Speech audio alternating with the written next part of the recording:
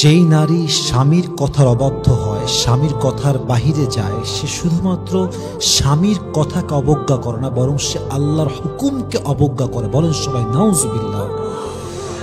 কারণ আল্লাহ রসুল বলেছেন, আল্লাহ ছাড়া কাউকে যদি সেজদা দেওয়া জায়েজ থাকতো, আমি তোমাদেরকে স্বামীর সামনে সেজদা করতে বলতাম। সুবহানাল্লাহ পড়বেন না আপনার সবাই? একজন নারীর জন্য আল্লাহ এবং তার রসুলের পরে কারো আদেশ মানা যদি বাধ্যতামূলক হয়, এটা একমাত্র স্বামীর আদেশ। যুবক ভাইরা, ঠিক কিনা বলেন?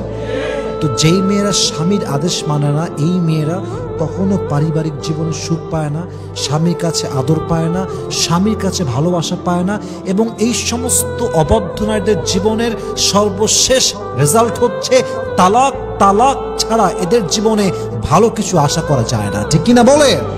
এই জন্য প্রিয় বোন, যদি সুখী হতে চান, স্বামী যে আদেশ করছে, স্বামী যেমনে বলছে, যেমন করে বলছে, try to follow his instruction. সে যা বলে আপনি শোনার ট্রাই করেন, আপনার জীবনটাকে বরকতপূর্ণ করে দিবে একজন। বলেন সবাই, তিনি কে?